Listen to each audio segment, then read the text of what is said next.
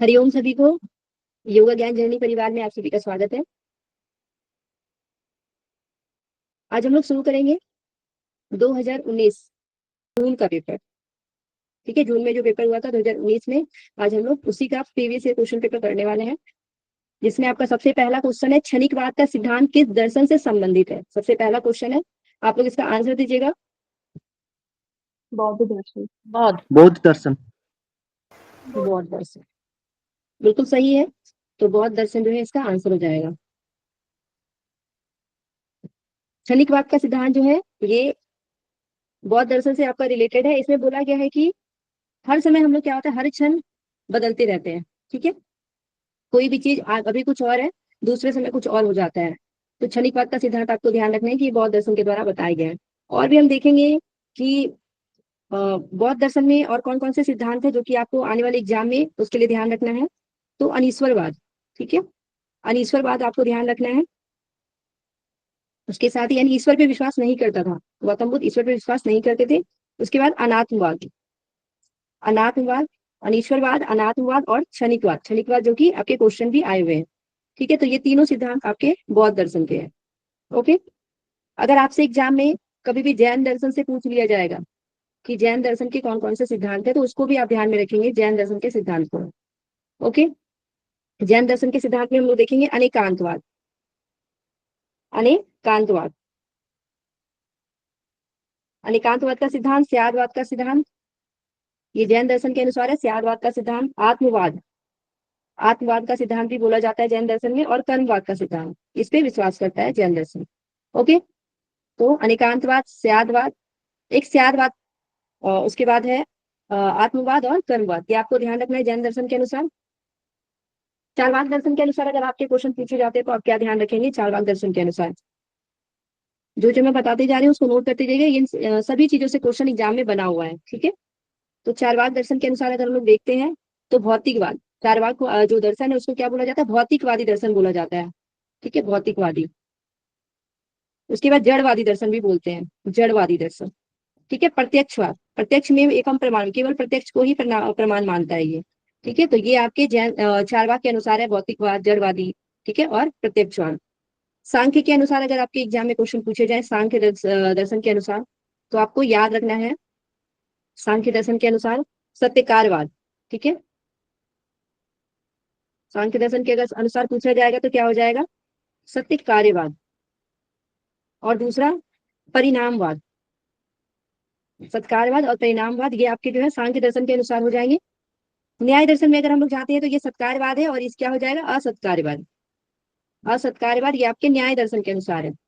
Okay, न्याय दर्शन के अनुसार सत्कारवाद को अपोजिट कर देंगे, तो असत्कारवाद ये आपके न्याय दर्शन के अनुसार हो जाएंगे। और सांख्य दर्शन में सत्कारवाद और परिणामवाद। तो ये नेक्स्ट बारी और भी चीजें जो आपको बताई गई है वो सारी चीजों को आप ध्यान रखेंगे, इन सभी से क्वेश्चन बना एग्जाम में। इसका आंसर आपका 2 नंबर हो गया।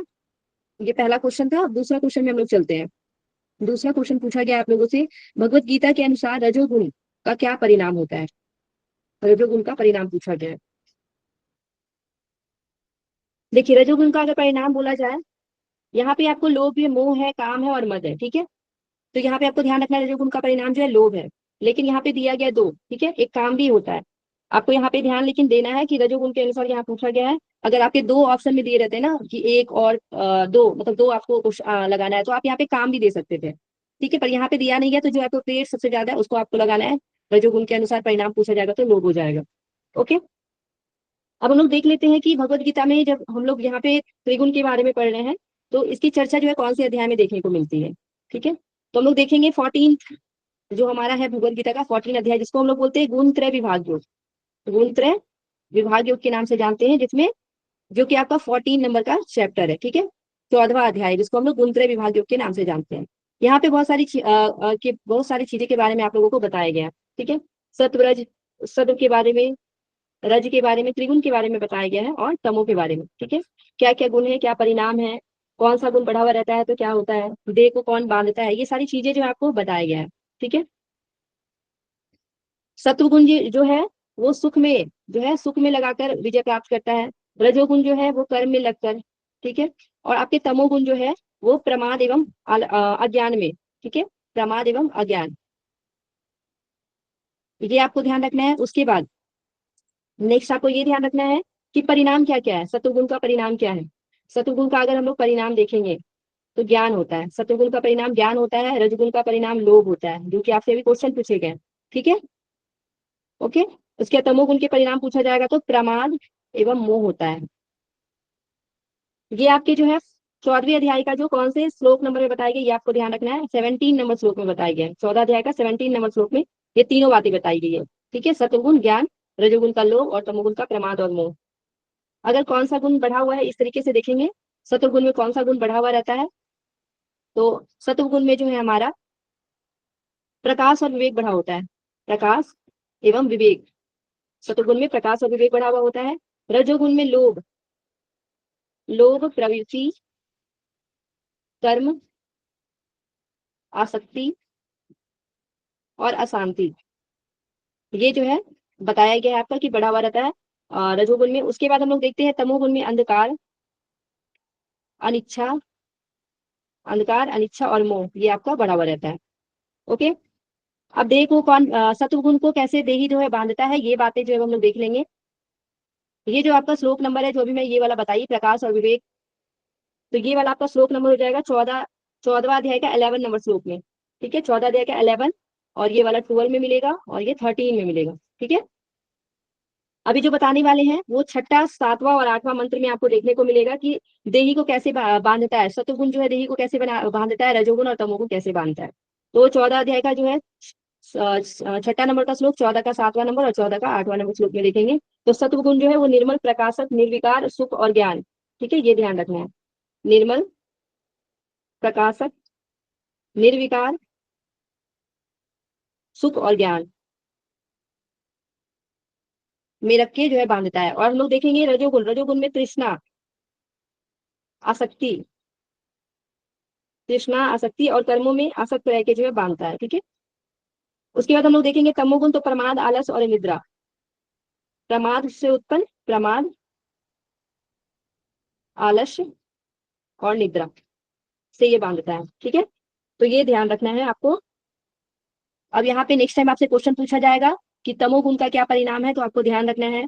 अगर रजोगुण का पूछा जाएगा तो ध्यान रखिएगा, रजोगुण का ही पूछा गया था सतुगुण का, तो नेक्स्ट टाइम आपसे और भी इससे संबंधित क्वेश्चन बन सकता है। तो 14 जो आपका अध्याय है भगवत गीता का वो ध्यान रखेंगे, और चैप्टर का नाम भी आपको भगवत गीता का याद रहना चाहिए। ओके, क्लियर है सभी को, यहाँ आंसर आपका 1 नंबर हो जाएगा। नेक्स्ट क्वेश्चन में चलेंगे। नेक्स्ट आपका क्वेश्चन है महाभारत के उस पर्व का नाम बताइए जिसमें जो है विष्णु सहस्त्र नाम उल्लेखित है। बताइए क्या होगा इसका आंसर। विश्व पर्व, शांति पर्व, चलिए पहले देख लेते हैं। यहाँ पे जितने भी ऑप्शन दिए गए ना इसमें से कोई भी पर्व नहीं होंगे। ठीक है, विश्व पर्व में तो गीता है। एनटीए ने इस क्वेश्चन को कट कर दिया है। ओके, तो ये क्वेश्चन जो है गलत पूछा गया था। इसका आंसर देखेंगे तो अनुशासन पर्व होगा।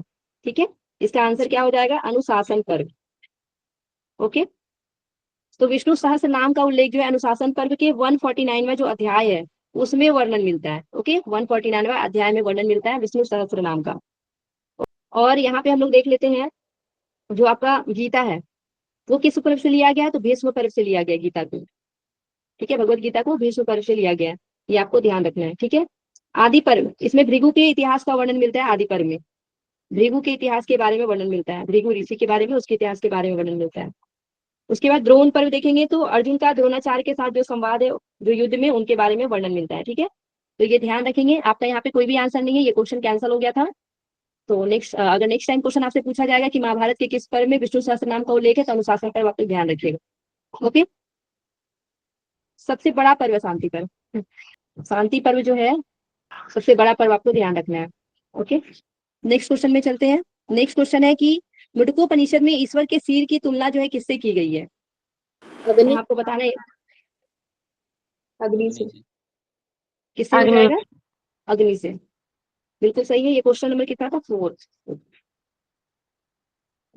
तो अग्नि से की गई। यहाँ पे हम लोग मुंडकोपनिषद देखते हैं। मुंडकोपनिषद में जो है ब्रह्म के विराट पुरुष के शरीर की जो है चर्चा की गई है, जिसमें हम लोग देखेंगे कि मस्तक, मस्तक को क्या बताया गया, मूर्धा को, शरीर को क्या बताया गया, सिर को, तो इसको अग्नि बताया गया है। ठीक है, और भी किसको किसको क्या चीजें बोली गई वो भी आपको ध्यान रखना है। दोनों नेत्र, दोनों नेत्र को क्या बताया गया है, तो दोनों नेत्र को बताया गया चंद्र एवं सूर्य।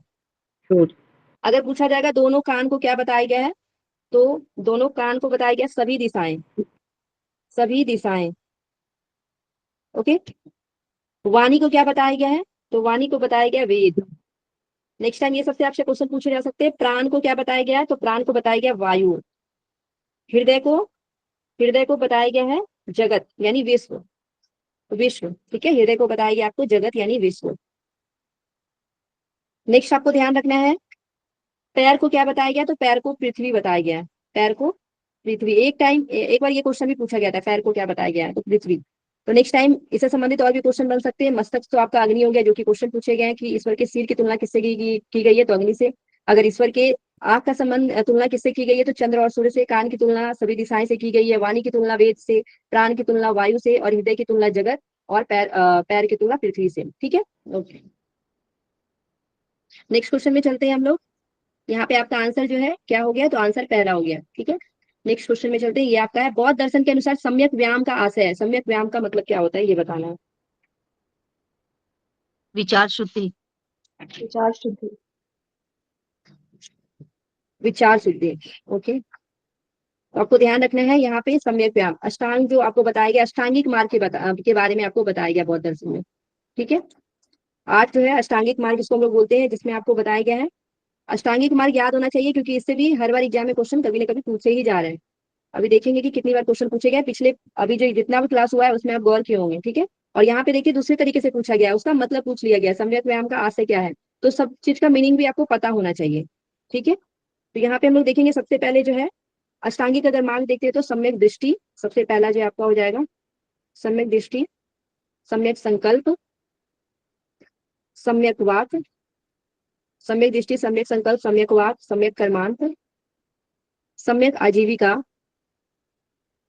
सम्यक आजीविका, सम्यक व्यायाम या फिर प्रयास भी कभी कभी लिखा हुआ आ सकता है, सम्यक व्यायाम या फिर प्रयास, सम्यक स्मृति और सम्यक समाधि।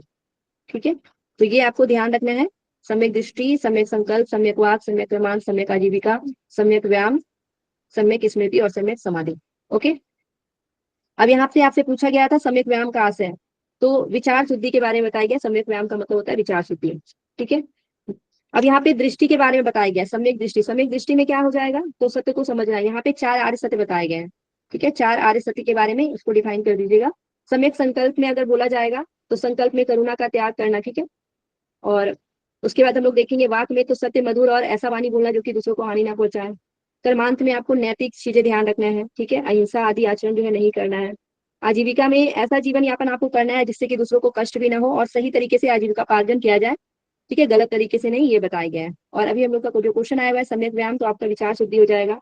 सम्यक स्मृति में, तो इसमें आप वर्तमान में जागरूक रहेंगे और शरीर और मन जो है आपका जो है ये भावनाओं का ध्यान रखना होगा यहाँ पे स्मृति में। उसके साथ ही हम लोग देखेंगे समाधि में, तो यहाँ पे ध्यान के माध्यम से हम लोग देखते हैं समाधि को। यहाँ पे हो गया आपका ये 8वां, आपको अष्टांगिक मार्ग को ध्यान रखना है। नेक्स्ट टाइम इससे जो क्वेश्चन बनेगा वो ध्यान रखेंगे। आत्मा की अवधारणा के बारे में बताना है। ठीक है, तो किसमें बताया गया आत्मा की अवधारणा के बारे में, ये आपको बताना है।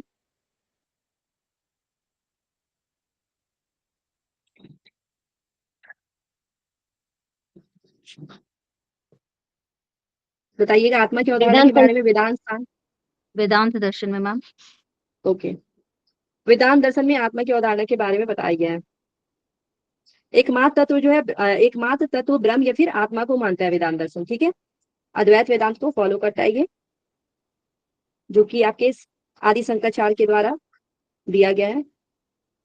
ये आपको ध्यान रखना है। उसके बाद आपको यहाँ ध्यान रखना है क्या बताया गया इसमें, ब्रह्म या फिर आत्मा को एक ही तत्व मानता है। ओके, ब्रह्म या आत्मा को एक ही तत्व मानता है वेदांत। ओके, ये आपको ध्यान रखना है। आगे चलते हैं हम लोग। नेक्स्ट क्वेश्चन है, भगवत गीता में सर्वभूत हिते रता किस योगी के लक्षण है। सांख्य। भक्ति योगी। दोनों सांख्य का ही योग। होगा। ये क्वेश्चन आपके यहाँ पे तो एक ही दिया गया, ऐसे होना चाहिए। इसका आंसर सांख्य योग होगा और भक्ति योग दोनों होगा। ठीक है, क्योंकि दोनों श्लोक में जो है इसका वर्णन किया गया है। सांख्य योग का अगर हम लोग देख लेते हैं, तो बार बार जो आपका भक्ति योग है उसमें आपका भक्ति योग के बारे में यहाँ पे जो आपका 4th नंबर का श्लोक है, 12वां जो आपका अध्याय है उसका 4th नंबर का जो श्लोक है, उसमें बताया गया है एक सर्वभूत हिते रता और एक आपका जो हो जाएगा 5वां अध्याय जो है उसका 25 नंबर श्लोक, ठीक है। 5वां अध्याय का 25 नंबर श्लोक है, वहां भी सर्वभूत हिते लता का प्रयोग किया गया है। ओके, लेकिन एनटीए ने इसका आंसर जो है सही किया, भक्ति योग को। नेक्स्ट टाइम ये अपने क्वेश्चन में जरूर सुधार करेगा, और सांख्य योग और भक्ति योग को भी ऑप्शन में दे सकता है, ठीक है। तो नेक्स्ट टाइम के लिए आप इस क्वेश्चन को तैयार रखिएगा, सांख्य दर्शन एंड भक्ति योग को। ओके, अब हम लोग यहाँ पे देख लेंगे कि ज्ञान योग, कर्म योग, और आपकी भगवत गीता को 3 पार्ट में बांटा गया है, ज्ञान योग, भक्ति योग, ज्ञान योग और कर्म योग में। तो भक्ति योग में हम लोग देखते हैं कितने से कितने जो है चैप्टर तक भक्ति योग के बारे में बताया गया है, तो 7 से लेके 12 तक। ओके, ज्ञान योग के बारे में देखते हैं, तो ज्ञान योग का देखते हैं तो कितना से कितना अध्याय तक वर्णन मिलता है, तो ये आपके हो जाएंगे 13 से लेके 18 तक। और कर्मयोग के बारे में देखेंगे तो यहाँ पे आपको वर्णन मिलेगा 1 से लेके 6ठा अध्याय तक, ठीक है। पहले आपको कर्मयोग, उसके बाद आपको भक्ति योग ध्यान रखना है, और फिर आपको ज्ञान योग याद रखना है। ओके, नेक्स्ट क्वेश्चन में चलेंगे हम लोग। योग वशिष्ठ के अनुसार निम्नलिखित में से ज्ञान की कौन सी 6 अवस्थाएं हैं, ये बताना है।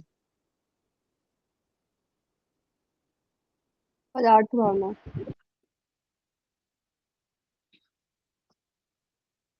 योग वशिष्ठ,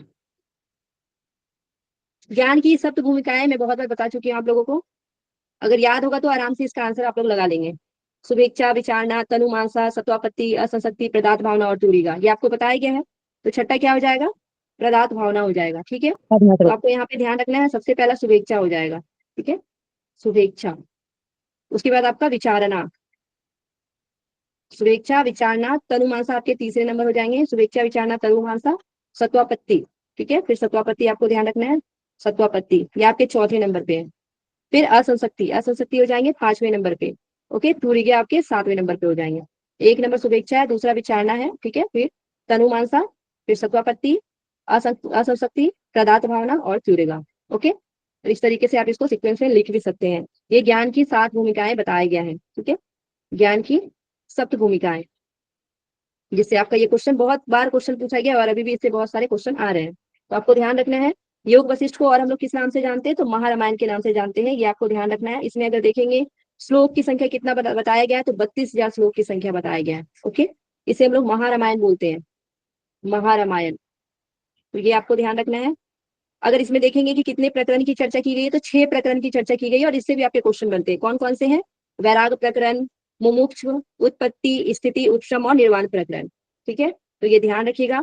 और योग वशिष्ठ को बहुत सारे नाम से हम लोग इसको जानते हैं, जैसे आर्ष रामायण के नाम से जानते हैं, महारामायण, वशिष्ठ रामायण, योग वशिष्ठ रामायण, योग वशिष्ठ महारामायण, ज्ञान वशिष्ठ और वशिष्ठ गीता।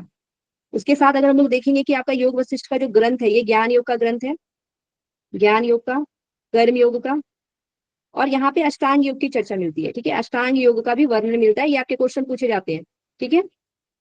यहाँ पे आपको योग की परिभाषा बताया गया है, संसार सागर से पार होने की स्थिति को योग बताया गया है। उसके बाद एक और परिभाषा है जिससे आपके एग्जाम में क्वेश्चन बनते हैं, मनः प्रश्नोपायो योग इति भिद्यते, ठीक है, महोपनिषद में भी सेम ऐसा ही श्लोक मिलता है, और आपको योग वशिष्ठ में भी मिलता है, ठीक है।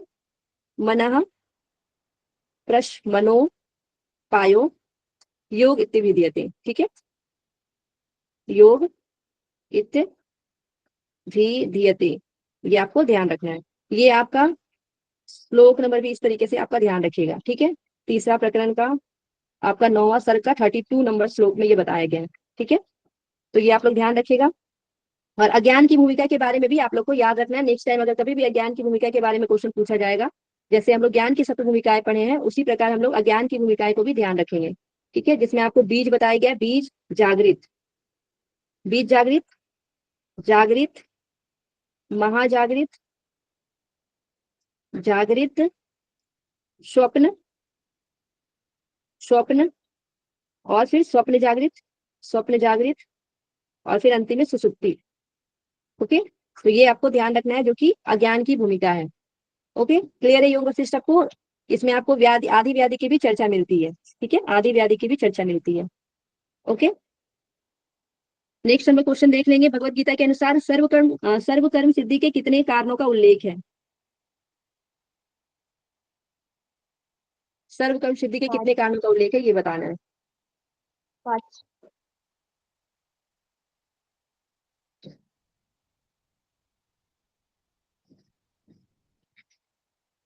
बताइए। भगवत गीता की ये आपका जो सबसे अंतिम अध्याय है, ठीक है, उसमें बताया गया सर्वकर्म सिद्धि के बारे में, 18वां अध्याय में बताया गया है। आप लोग अब गेस कर सकते हैं। 5 है। 5। 5 हो जाएगा, ठीक है, बिल्कुल सही। तो अधिष्ठान, इसमें बताया गया अधिष्ठान तथा कर्ता कारणम च पिता विघ्नम, ठीक है, विविध्यास प्रोक्त चेष्टा दैवम चैवात्रम पंचमम। तो ये आपका जो है, अगर देखेंगे श्लोक नंबर तो 14 में बताया गया, 14वां नंबर श्लोक में बताया गया है इसके बारे में, ठीक है। क्या क्या बताया गया है? तो अधिष्ठान कर्ता करण चेष्टा और दैव के बारे में बताया गया है, ठीक है। तो इसको ध्यान रखिएगा। ये 5 जो है सर्वक्रम सिद्धि के 5 प्रकार बताए गए हैं, जिसमें सबसे पहला आपका हो जाएगा अधिष्ठान कर्ता, अधिष्ठान कर्ता करण चेष्टा और दैव, ठीक है। तो इसको सभी लोग ध्यान रखेंगे, नेक्स्ट टाइम भी इसे क्वेश्चन बन सकता है आपका। या श्लोक नंबर भी आपको ध्यान में रखना है कि सर्वकर्म सिद्धि का कौन सा जो है अध्याय में वर्णन मिलता है। जो आपका अंतिम अध्याय 18वां अध्याय है, उसको हम लोग किस नाम से जानते हैं, आप लोग बताइएगा इसका आंसर। और अभी इसमें एक चीज और आपको बताना है कि जो आपको करण में उसमें 13 बातें 13 बताया गया है। 5 कर्मेंद्रिया, 5 ज्ञानेन्द्रिया और 3 अंतःकरण बताया गया है, ठीक है। 5 कर्मेंद्रिया, 5 ज्ञानेन्द्रिया और 3 अंतःकरण, ठीक है। ये आपको ध्यान रखना है, ये आपके करण में बताए गए हैं। ओके। और चेष्टा में बताया गया है कि सभी जो 13 जो करण है वो अपनी चेष्टा करते हैं। ओके। और दैव में कर्म के संस्कार बताए गए हैं। ओके, कर्म के संस्कार, तो ये ध्यान रखना है। नेक्स्ट क्वेश्चन में हम लोग चलेंगे। फिर से भगवत गीता से ही क्वेश्चन पूछा गया है। नास्तो विदिते भावो ना भावो विदिते सता उभयोरपि दृष्टो अंतस्सु अन्यो तस्तु दर्शि भी। आत्मा। तो आत्मा के बारे में ये बताया गया है। आत्मा के बारे में 16 से लेकर 30 का जो हम लोग को वर्णन मिलता है दूसरे अध्याय में सांख्य योग में, ठीक है।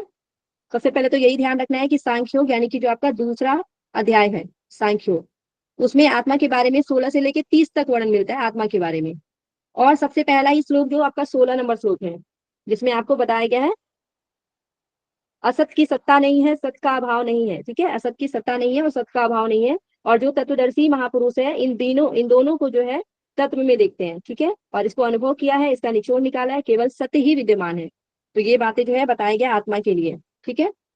तो आपको इसका ध्यान रखना है, ये आपके 16 नंबर का जो श्लोक है उसमें बताया गया है। ओके। और बाकी जो और भी कुछ कुछ श्लोक है जो कि आपको ध्यान रखना है, ठीक है।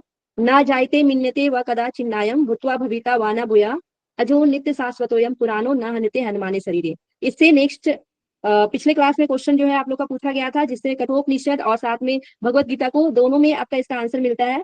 आत्मा के बारे में कठोपनिषद और भगवत गीता दोनों में बताया गया है, तो ये श्लोक आपको उसमें देखने को मिलता है। भगवत गीता के 19 और 20 नंबर के श्लोक जो है वो आपके कठोपनिषद में भी देखने को मिलता है, ठीक है, कठोपनिषद में। तो ये भी आपको ध्यान रखना है, ठीक है। इससे आपका क्वेश्चन पूछा गया था और वो भी आत्मा के बारे में ही था, ठीक है। 22 नंबर का श्लोक भी इंपॉर्टेंट है, आपको ध्यान रखना है। वासांसी जीर्णानी तथा विहाय नवानी गृणाति नरोपरानी तथा शरीरानी विहाय जीर्णा अन्यानी संयाति नवानी देही।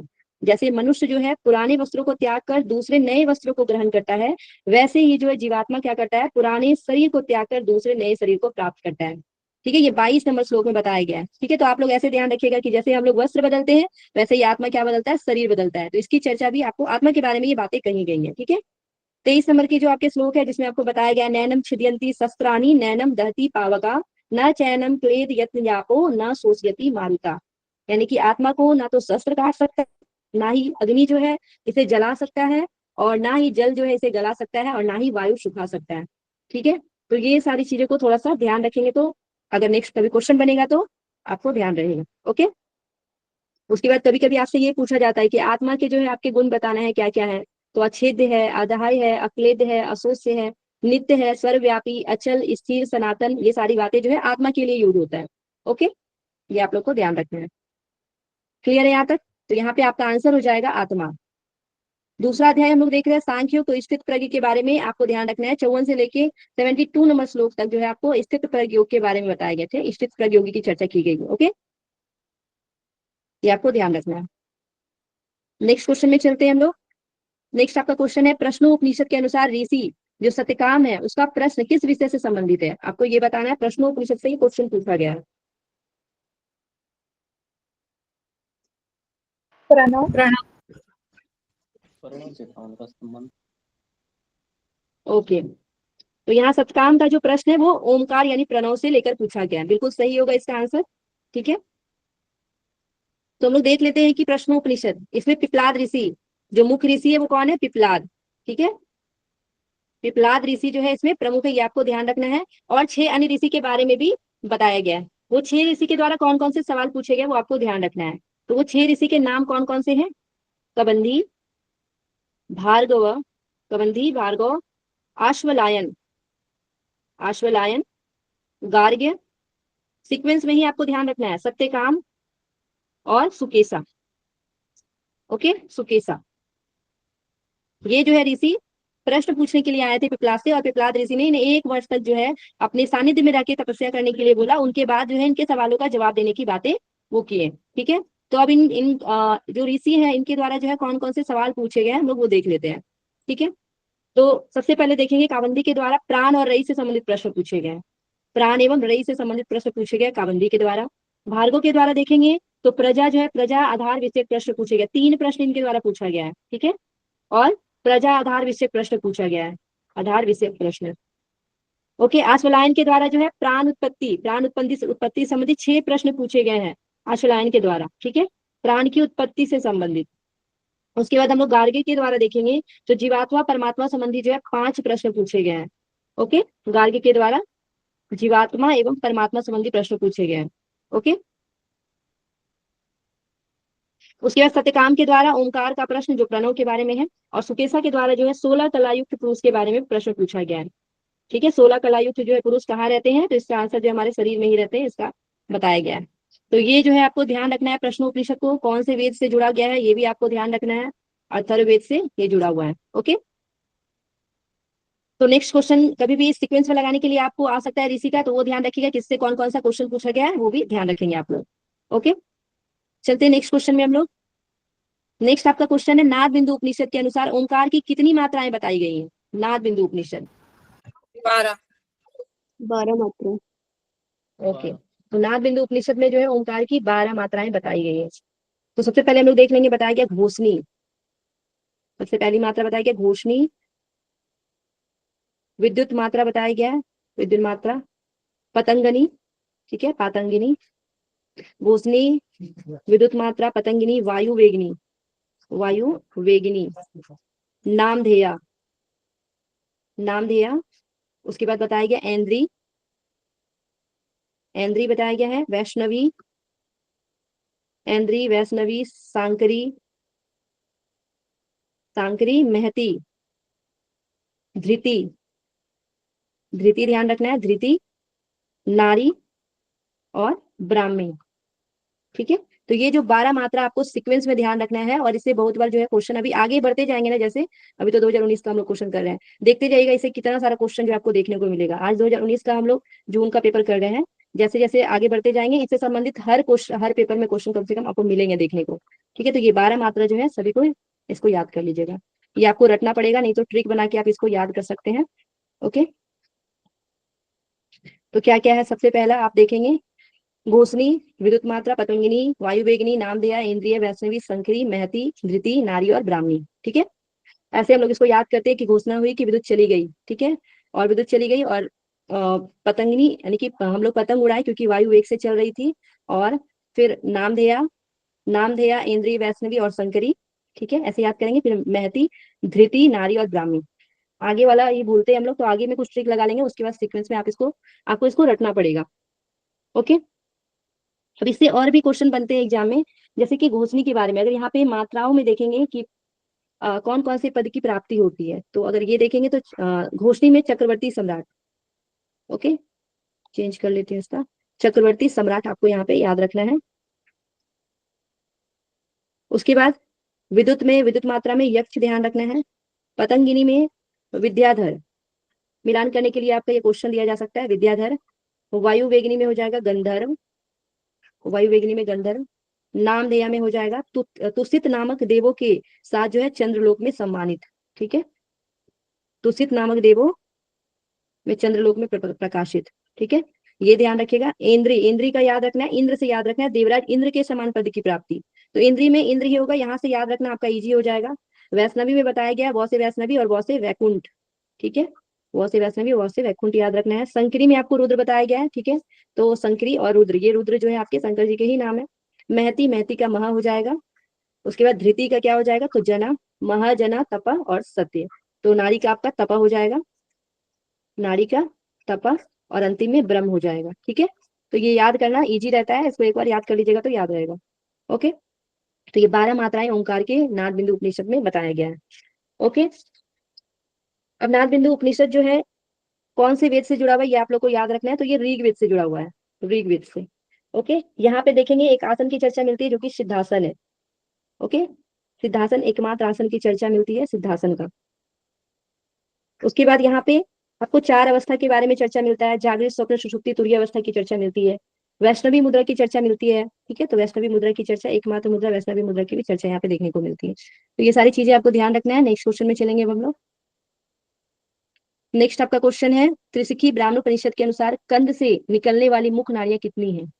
त्रिशिकी ब्राह्मणोपनिषद से ये क्वेश्चन पूछा गया है। 10, फर्स्ट ऑप्शन। ओके, 10। तो त्रिशिकी ब्राह्मणोपनिषद में जो है हम लोग देखेंगे मुख नाड़ियां कितनी है, तो यहाँ पे 10 बताया गया है, ये आपको ध्यान रखना है। बिल्कुल सही है, ऐसे टोटल जो है 72,000 बताया गया है त्रिशिकी ब्राह्मणोपनिषद। तो यहाँ पे हम लोग देखते हैं 10 जो इसकी मुख नाड़ी है, बिल्कुल सही आंसर है आप लोगों का। 72,000 में से भी 10 जो है क्या बताया गया है, तो मुख बताया गया है। देखेंगे कि 10 नाड़ियां कौन सी है, थोड़ा सा इसमें 2 चीजें डिफरेंट, बाकी सब जगहों से 2 चीजें डिफरेंट बताई गई त्रिशिकी ब्राह्मणोपनिषद में। सबसे पहला बताया गया सुषुम्ना, 10 नाड़ी के नाम लिख लीजिए, सुषुम्ना। वैष्णवी दूसरा में बताया गया है, वैष्णवी ब्रह्मनाड़ी, वैष्णवी ब्रह्मनाड़ी, सुषुम्ना, वैष्णवी ब्रह्मनाड़ी। ईरा पिंगला, ईरा पिंगला यहाँ पे तीसरे स्थान पे चला गया। सीक्वेंस आपको इसका ध्यान रखना पड़ेगा। ईरा पिंगला, गांधारी, हस्तिजीवा, हस्तिजीवा, पूषा। हस्तिजीवा के बाद आपको ध्यान रखना है पूषा। ओके, पूषा। और पूषा के बाद यशस्वनी, यशस्विनी, अलम्बूसा, अलम्बूसा, और अंतिम में कौशिकी ध्यान रखना है। ओके, कौशिकी।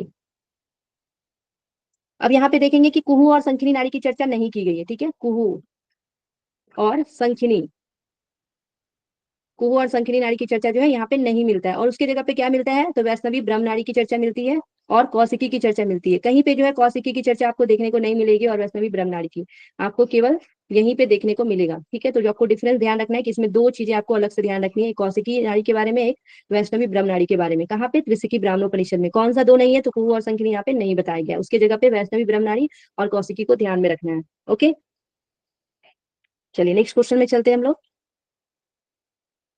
योग कुंडल उपनिषद में सहित कुंभक के कितने प्रकार बताए गए हैं? सहित कुंभक के 4। प्रकार। 4।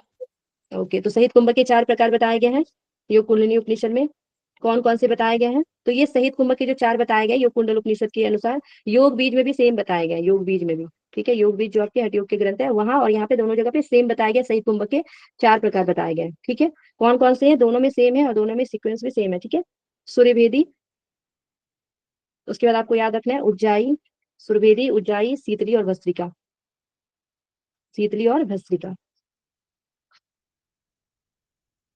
ओके, तो ये सीक्वेंस आपको ध्यान रखना है। सूर्यवेदी, उज्जयी, शीतली और भस्त्रिका जो है ये आपके योग कुंडल उपनिषद और योग बीज दोनों में बताए गए हैं, सहित कुंभक के 4। ओके, नेक्स्ट क्वेश्चन में चलेंगे। नेक्स्ट क्वेश्चन है आपका, योग राज उपनिषद के अनुसार जो आपको छठा चक्र है वो बताना है कौन सा है। कल बताए थे हम योग राजोपनिषद, और सिद्ध सिद्धांत पद्धति के अनुसार जो 9 तालु का चक्र है। चक्र। चालू चक्र। तालु का चक्र। ओके, तो क्या हो जाएगा, तालुका चक्र। देख लेते हैं, पहले हम इसको बता देते हैं फिर से कि कौन कौन सा था, उसके बाद फिर आप लोग बताइएगा छठा चक्र कौन सा आता है, ठीक है। जिन्हें भी आंसर नहीं पता है वो एक बार देख लेते हैं। आपके एसएसपी यानी कि सिद्ध सिद्धांत पद्धति और योग राजोपनिषद में 9 चक्र की चर्चा की गई है, ठीक है। ये आप लोग पहले दोनों ध्यान रखना है, 9 चक्र।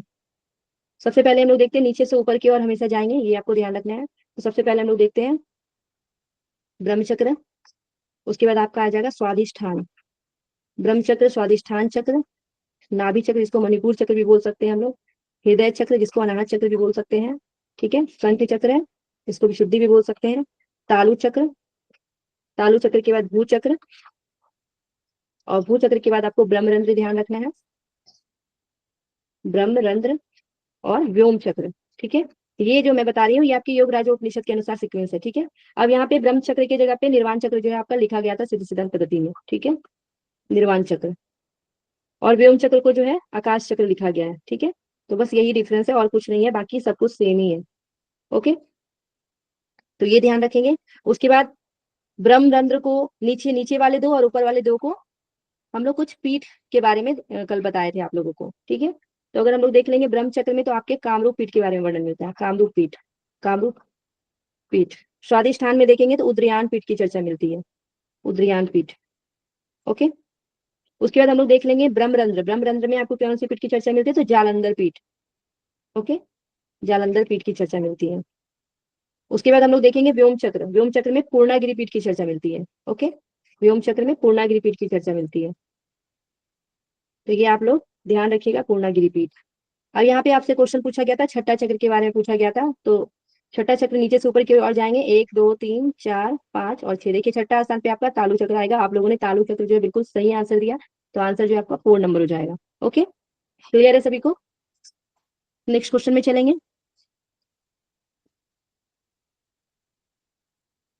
नेक्स्ट आपका क्वेश्चन है, ध्यान बिंदु उपनिषद के अनुसार ओमकार के आकार में कौन सा वर्ण और गुण है? ये ध्यान बिंदु उपनिषद से क्वेश्चन पूछा गया है। बहुत गर्मी लग रहा है, नहीं सेकंड रख दो, second option. Second option. Okay,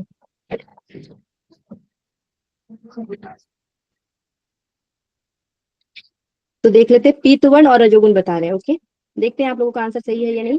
ठीक है, पहले मैं बताती हूँ, उसके बाद आप लोग भी बताइएगा कि आपका आंसर सही है या नहीं। ठीक है, प्रणव के स्वरूप के बारे में बताया गया, और इस प्रणव के स्वरूप में जो है प्रणव के 3 अंशों में लय होने वाले बताया गया। प्रणव जो है वो 3 अंशों में लय होगा।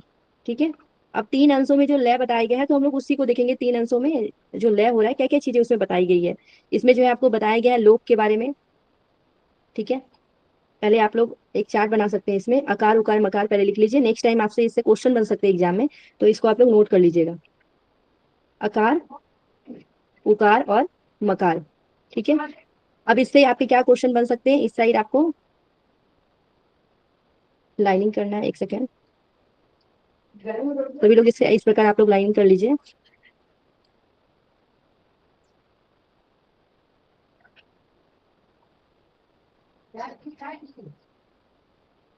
अब हम लोग देखते हैं कि क्या क्या चीजें यहाँ पे बताया गया है। ठीक है,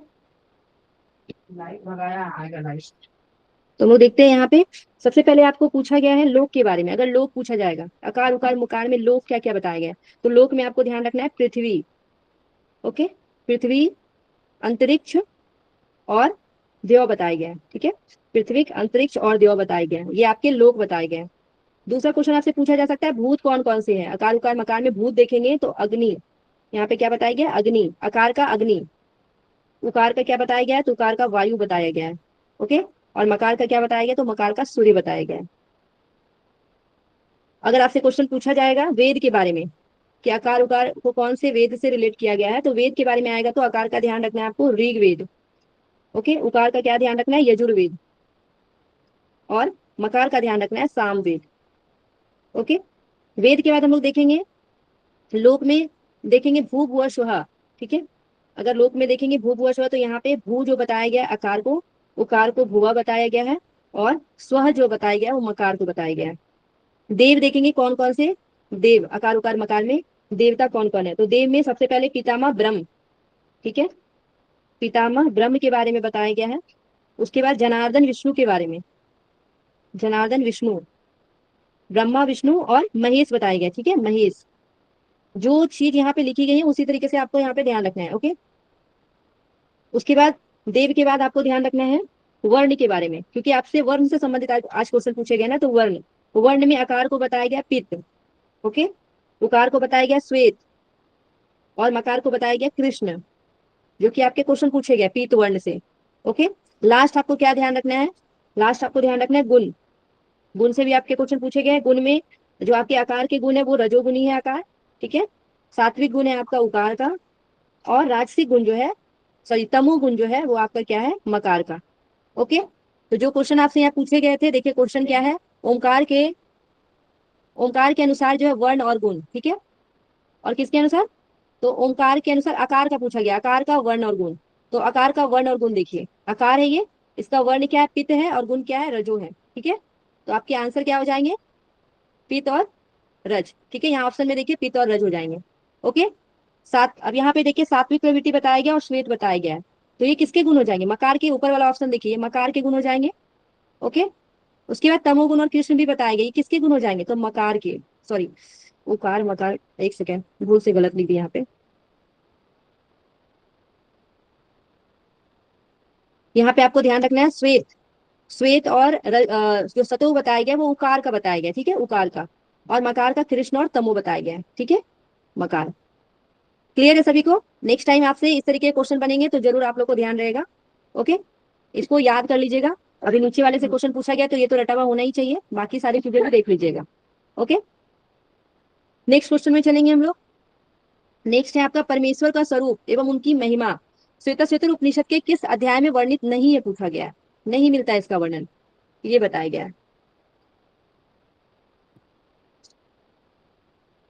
द्वितीय अध्याय। द्वितीय अध्याय।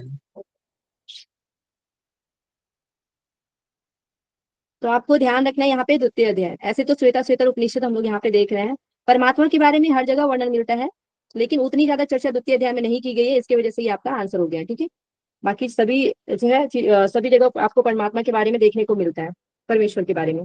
ओके, अब आपको श्वेता उपनिषद के बारे में ध्यान रखना है कि इसमें जो है 2 अध्याय हम लोग को सिलेबस में पढ़ने के लिए बोला गया, टोटल अध्याय 6 है, लेकिन 2 ही अध्याय पढ़ने के लिए बोला गया है, लेकिन आता क्वेश्चन 6 से है। ठीक है, तो इसलिए केवल 2 ही पढ़ के नहीं जाना है आप लोगों को, ये ध्यान रखना है। ओके, ये आपका कौन सा वेद से जुड़ा हुआ है, श्वेता उपनिषद, ये आपको ध्यान रखना है, ये कृष्ण यजुर्वेद से जुड़ा हुआ है।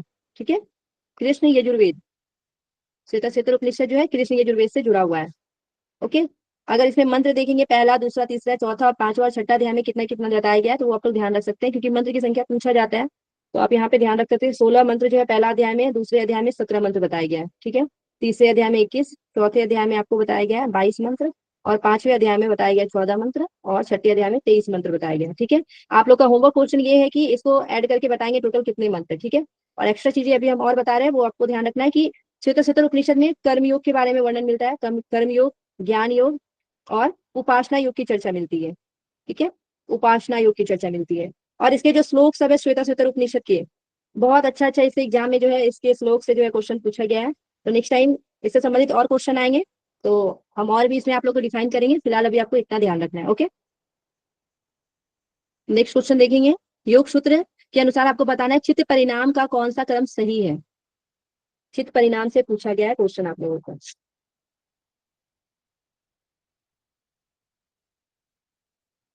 Fourth option.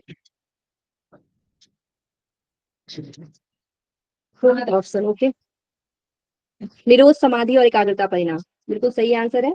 इसको हम लोग एनएसए से भी ध्यान रख सकते हैं, निरोध समाधि और एकाग्रता परिणाम, तो एनएसए आपको इसको ध्यान रखिएगा तो याद रहेगा। ये चित्तवृत्ति के परिणाम का क्रम अगर पूछा जाता है तो अगर देखेंगे तो इसकी चर्चा कहाँ पे मिलती है, ये आप लोग को ध्यान रखना है, विभूति पाद में। ओके, विभूति पाद का अगर आप सूत्र संख्या देखेंगे तो 9 में, 11 में और 12 में जो है इसके बारे में चर्चा मिलती है, चित्त के परिणाम के बारे में, निरोध समाधि और एकाग्रता परिणाम के बारे में अलग अलग जो है डिफाइन किया गया है। ठीक है, तो ये सूत्र को आप लोग देख लीजिएगा एक बार अच्छे से कैसे डिफाइन किया गया है, और आप लोग का होमवर्क क्वेश्चन है कि उसको आप लोग कमेंट बॉक्स में लिखिएगा। ओके, नेक्स्ट क्वेश्चन में चलते हैं। महर्षि पतंजलि के अनुसार यम नियमों के अनुसार, सॉरी, यम नियमों के अनुष्ठान से उत्पन्न बाधा को दूर करने का उपाय निम्नलिखित में से क्या है।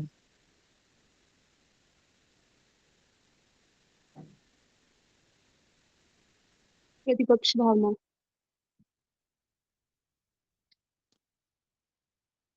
क्या होगा बताइए। B option.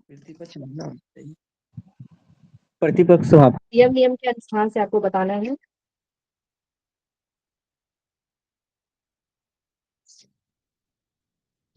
यम नियम के अनुष्ठान से उत्पन्न बाधा को दूर करने का उपाय जो है क्या बताया गया है, प्रतिपक्ष भावना।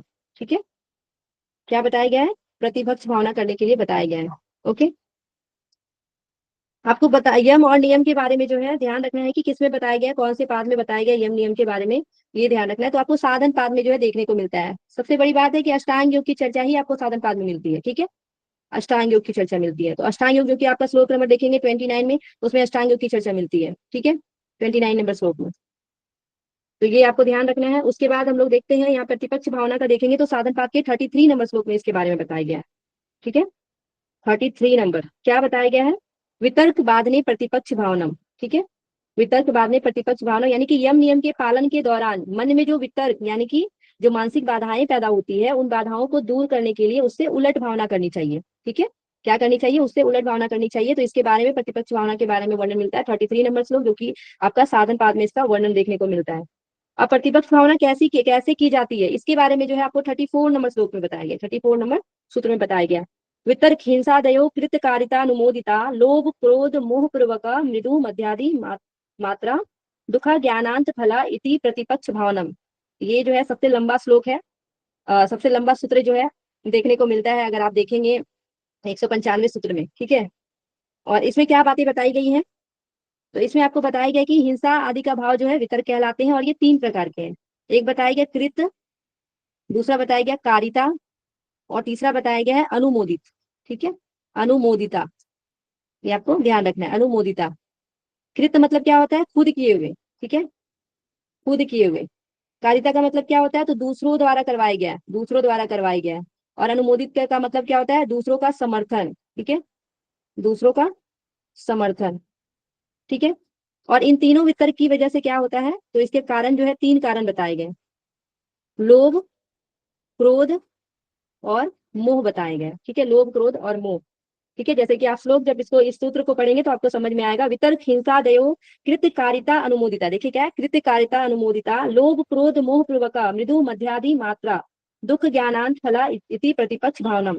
ठीक है, तो ये लोभ क्रोध और मोह भी जो है मृदु मद अधिमात्र रूप में बदलता रहता है, और ये दुख और अज्ञान का रूप जो है अनंत फल देने वाला है। ऐसे आपको ये ध्यान रखना है। नेक्स्ट टाइम आपका 33 से पूछा गया, तो नेक्स्ट टाइम 34 से भी पूछा जा सकता है, तो इस तरीके से आपको ध्यान रखना है। ओके, नेक्स्ट क्वेश्चन में चलेंगे हम लोग। नेक्स्ट फिर से पतंजलि योग सूत्र से क्वेश्चन पूछा गया है, और ये क्वेश्चन रिपीटेड है। पतंजलि योग सूत्र के अनुसार एक तत्व का अभ्यास किसे दूर करता है? रिपीटेड क्वेश्चन है, बताना है आपको इसका आंसर। विक्षेप। विक्षेप, ओके, बिल्कुल सही है। तो हम लोग यहाँ पे अंतराय भी बोलते हैं विक्षेप को। ठीक है, और विक्षेप सब हुआ। ठीक है, ये दोनों जो है, दोनों को दूर करने का उपाय क्या बताया गया है? तो अंतराय बताया गया, एक तत्व का अभ्यास बताया गया। ठीक है, एक तत्व का अभ्यास। ओके, एक तत्व के अभ्यास से जो है ये दूर होता है, ये आपको बताया गया है। तत्व प्रतिषेधार्थ एक तत्व अभ्यासा। ठीक है, तत्व प्रतिषेधार्थ एक तत्व अभ्यासा, यानी कि अंतराय और विक्षेप सब हुआ, दोनों आपको ध्यान रखना है। इसको अंतराय भी बोलते हैं, विक्षेप को। और एक आपका बताया गया विक्षेप सब हुआ, जो कि उसके साथ ही आते हैं, इस 9 अंतराय के साथ ही आपके विक्षेप सब हुआ आते हैं। और इन दोनों को दूर करने का अभ्यास क्या है? तो एक तत्व का अभ्यास करने के लिए बोला गया है। ओके, एक तत्व का अभ्यास करना चाहिए। तो अगर हम लोग देखेंगे अंतराय की चर्चा जो है कितने में मिलती है, तो 30 नंबर जो है आपको समाधिपाद में देखने को मिलता है, विक्षेप सब हुआ 31 में, और 32 में एक तत्व अभ्यास के बारे में बताया गया है। ठीक है, ये आपको सारी चीजें समाधिपाद में देखने को मिलती है।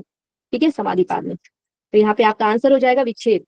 विक्षेप को विघ्न भी बोलते हैं, आपको विघ्न भी ध्यान रखना है। ठीक है, अलग अलग नाम से क्वेश्चन पूछा जा सकता है। हम लोग तो अंतराय अंतराय सभी लोग जानते हैं, अंतराय तो सबको याद रहता है, विक्षेप भी ध्यान रखना है, विघ्न भी ध्यान रखना है। ओके, नेक्स्ट क्वेश्चन में चलेंगे। नेक्स्ट आपका है योग सूत्र के अनुसार किस अवस्था में स्थित होने पर पूर्व जन्म का ज्ञान होता है? ये विभूति पाठ से पूछा गया क्वेश्चन।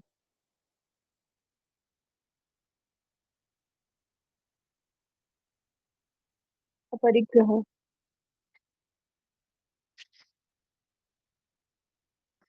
नहीं, ये आपकी विभूति पाठ नहीं, साधन पाठ से ही पूछा गया है। ठीक है, पूर्व जन्म का ज्ञान पूछा गया है ना, ये आपके यम से क्वेश्चन पूछा गया, यम से। ओके, यम से। तो क्या हो जाएगा यहाँ पे? बताइए, अपरिग्रह स्थैर्य जन्म कथनता संबोधा। अपरिग्रह इसका आंसर होगा, अपरिग्रह स्थैर्य जन्म कथनता संबोधा। ये आपके श्लोक नंबर देखेंगे तो 39 में देखने को मिलता है। यम के बारे में अभी हम लोग जस्ट पढ़े हैं कि ये सारी चीजों के बारे में हम लोग को साधन पाद में देखने को मिलता है। ओके, अगर हम लोग देखेंगे अहिंसा के बारे में, तो 35 नंबर श्लोक में अहिंसा के बारे में बताया गया है। क्या बताया गया है? अहिंसा प्रतिष्ठायाम तस्निरो वैर त्यागा। तो अहिंसा से क्या होता है? वैर का त्याग होता है। नेक्स्ट टाइम मिलान करने के लिए आपसे क्वेश्चन दिया जा सकता है, अहिंसा से वैर का त्याग होता है। ठीक है, उसके बाद सत्य के बारे में जानना है, तो सत्य प्रतिष्ठायाम क्रिया फला श्रयत्वम, ये आपको 36 नंबर श्लोक में बताया गया है सत्य के बारे में। ओके, उसके बाद अस्तेय के बारे में देखेंगे तो 37 नंबर में आपको बताया गया है अस्तेय प्रतिष्ठायाम सर्व रत्नो प्रस्थानम। अस्तेय से क्या हो जाता है, तो सभी प्रकार के रत्न जो उपस्थित हो जाते हैं, तो सर्व रत्नो प्रस्थानम बताया गया है। ओके, सर्व रत्नो प्रस्थानम। उसके बाद हम लोग देखेंगे 38 नंबर सूत्र में आपको बताया गया है ब्रह्मचर्य प्रतिष्ठायाम वीर लाभ। तो ब्रह्मचर्य से क्या होता है, वीर लाभ होता है। ठीक है, ब्रह्मचर्य से क्या होता है, तो वीर लाभ आपको याद रखना है।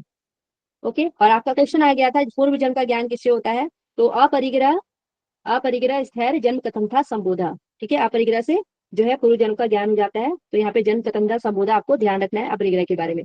अब आपको ये सारी चीजें जो है ये आपको यम के बारे में पूछा गया, यम के जो प्रकार है उससे ये आपको दे दिया गया है क्वेश्चन। ठीक है, अब यम का अगर हम लोग देखेंगे तो अभी जस्ट पीछे क्वेश्चन में भी करवाए हैं, और 35 से लेके अगर प्रकार के बारे में देखेंगे तो 35 से लेके 39 तक आपको ध्यान रखना है।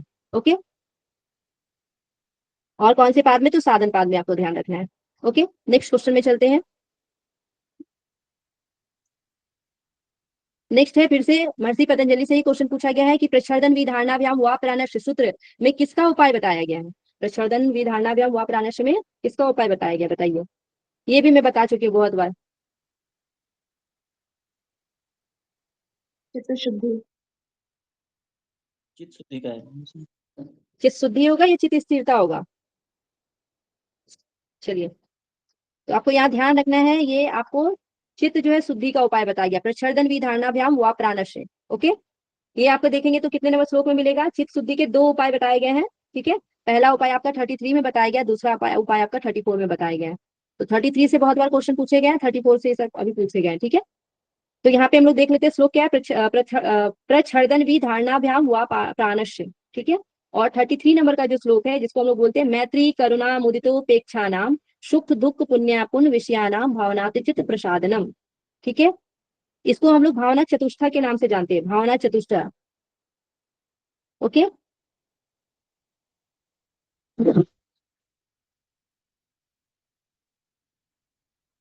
तो भावना चतुष्टय आपको ध्यान रखना है। ठीक है, इसको चित्त प्रसादन के नाम से भी जानते हैं, चित्त शुद्धि को हम लोग चित्त प्रसादन के नाम से भी जानते हैं। ओके, नेक्स्ट टाइम को अगर चेंज करके पूछा जाएगा तो ध्यान रखिएगा, चित्त प्रसादन। ओके, क्लियर है ये सभी को। चित्त शुद्धि के चित्त प्रसादन के 2 उपाय बताए गए हैं 33 और 34 नंबर सूत्र में। नेक्स्ट चलते हैं हम लोग, ये आपको कहाँ देखने को मिलता है, कौन से पाद में देखने को मिलता है, समाधि पाद में। ठीक है, समाधि पाद में ये सारी चीजों की चर्चा मिलती है। नेक्स्ट क्वेश्चन में चलेंगे। नेक्स्ट आपका क्वेश्चन है योग सूत्रानुसार किस पर विजय से योगी का शरीर दैप्यमान हो जाता है। समान वायु। ओके, तो समान वायु हो जाएगा। लाइट चला गया है,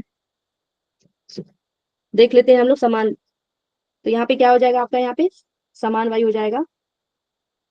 समान जया ज्वलनम बताया गया 40 नंबर के श्लोक में, समान जया ज्वलनम। ठीक है, ये आपके विभूति पाद से पूछा गया है, इसमें संयम के बारे में बताया गया है, विभूति पाद।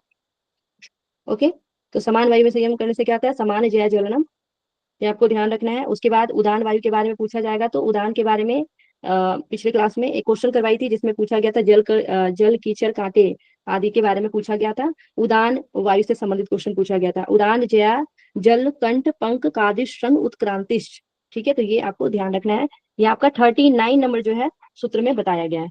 ओके, प्राण वायु और अपान वायु के बारे में नहीं मिलता है चर्चा हम लोगों को देखने में योग सूत्र में। ओके, तो ये आपका जो है क्वेश्चन नंबर 23 है। नेक्स्ट हम लोग करेंगे क्वेश्चन नंबर 24। 24 नंबर क्वेश्चन में बताया गया है पतंजल योग सूत्र के अनुसार सूक्ष्म व्यवधान युक्त दूर देश में स्थित वस्तु के ज्ञान प्राप्ति का उपाय क्या है।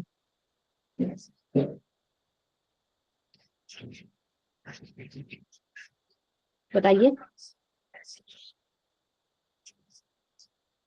ज्योतिष्मति। ज्योतिष स्मृति प्रवृत्ति। प्रवृत्ति।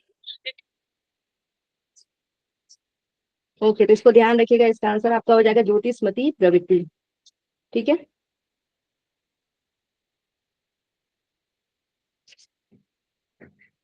ज्योतिषवती प्रवृत्ति के बारे में ये आपके तीसरा जो आपका पाद है उसमें देखने को मिलता है, विभूति पाद में श्लोक नंबर जो है 25 में ये आपको देखने को मिलेगा। ठीक है, उसके बाद हम लोग देख लेते हैं, इसको नोट कर लीजिएगा विभूति पाद। नेक्स्ट क्वेश्चन में हम लोग चलते हैं। अचानक लाइट चला गया है और इन्वर्टर भी बैठ गया है, बहुत ज्यादा गर्मी लग रहा है। कितना नंबर क्वेश्चन हुआ? 25 क्वेश्चन करवा के हम लोग छोड़ देंगे। एक क्वेश्चन और बचा हुआ है ना, ये कर लीजिए।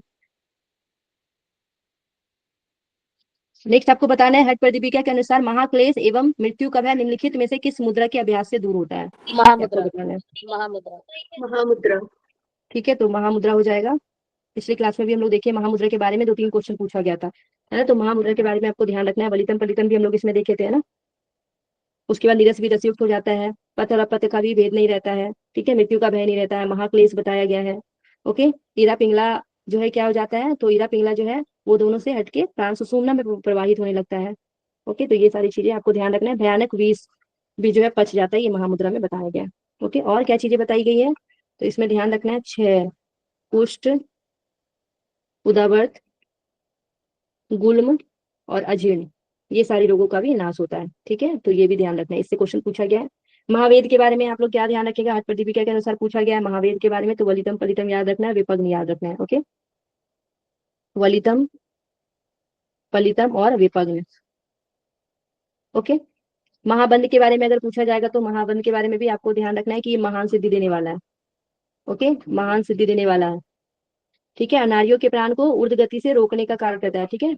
नारियों के प्राण को ऊर्ध्व गति से रोकता है। काल पास का बंधन नहीं रहता है, काल पास का बंधन नहीं रहता है। त्रिवेणी संगम बताया गया है, ठीक है। महाबंध में है त्रिवेणी संगम बताया गया है, त्रिवेणी संगम। उसके बाद मन जो है शिव स्थान यानी कि केदार में पहुंच जाता है। मन कहाँ पहुंच जाता है? केदार में। ये आपको केदार का मतलब यहाँ पे शिव स्थान भी ध्यान रखना है। ओके, तो ये सारी बताए जो है बातें जो है बताई गई है आपको महाबंध में बताई गई है। ओके, खिचड़ी मुद्रा में हम लोग देख लेंगे हट प्रदीपिका के अनुसार। तो न रोग मरण बताया गया, तंद्रा, निद्रा, न क्षुधा, न मूर्छा आता है, ठीक है। तो ये सारी चीजों आपको ध्यान रखना है। ओके, इससे बार बार क्वेश्चन बनता है, तो आपका यहाँ पे आंसर महामुद्रा हो जाएगा। ओके, आप लोग होमवर्क क्वेश्चन में क्या कीजिएगा, खेचरी मुद्रा के जितने भी लाभ है वो आप लोग होमवर्क क्वेश्चन में कमेंट बॉक्स में जब आपका वीडियो दिया जाएगा तो उसमें आप लोग इसका आंसर करेंगे। ओके, सभी लोग करेंगे इसका आंसर। आज हमारा 25 क्वेश्चन कंप्लीट हो गया है।